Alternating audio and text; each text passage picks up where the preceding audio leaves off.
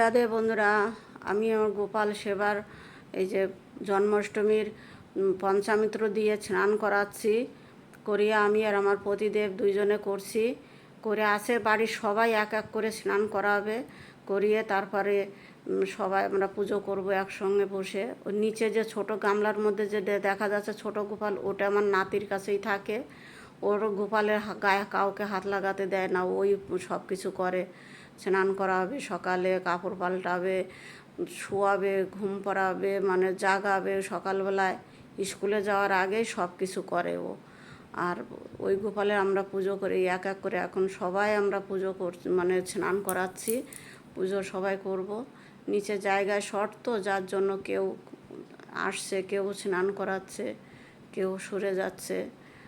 আমার নাতি এইটুকু, এই 7 বছর চলছে, পূর্ণ হবে। তো শিক্ষক দিবসের দিন 5 সেপ্টেম্বর ওর জন্মদিন, এই আমার নাতি। তো ওই দিন ওর 7 বছর পুরো হবে। আর আজ 3 বছর ধরে ও এই জন্মাষ্টমীর উপোস থাকে। আমরা এত করে বলি যে তুমি পারবে না, পারবে না, তবুও শোনে না, কিচ্ছু একটু খেতে চায় না, ফলও খেতে চায় না ও। এই এক এক করে এখন আমরা গোপালের বস্ত্র পরাবো, শৃঙ্গার করাবো, করিয়ে তারপরে আমরা পুজো করব। এই আমার ছেলে বিছানার উপর বসে আছে, বেডের উপরে, খাটের উপর বসে আছে, কেউ নিচে জায়গা একটু শর্ট, যার জন্য এখন আমরা সব। আমার গোপর সোনার কেমন হলো বস্ত্রটা, একটু লাইক কমেন্ট করে বলবে বন্ধুরা, লাইক করবে, শেয়ার করবেন, করে দিয়ে একটু পাশে থাকবেন বন্ধুরা। আপনারা পাশে না থাকলে কি করে আমরা আগে বাড়বো। নতুন আমরা সব কাজ করি, ভুল ত্রুটি হতেই পারে আমাদের।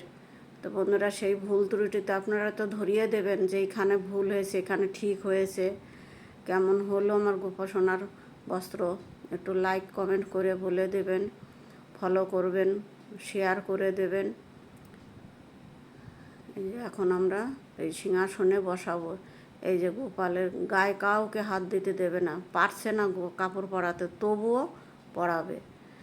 তো ওর মাকে বলছি যে তুমি পরিয়ে দাও। এবার আমার হয়ে গেল আধা কাজ, এবার গিয়ে আমার পতিদেব বসলো, বাকি কাজ উনি করবে। পুজো পাঠ যা কিছু সব উনি, কৃষ্ণর অষ্টত শতনাম টাম সব উনি পড়বে। পড়ে তারপরে যে নতুন চুল আনা হয়েছে, সব কিছু নতুন আনা হয়েছে, তারপরে এবার পুজো হবে। এই যে এক এক করে সব কিছু হবে।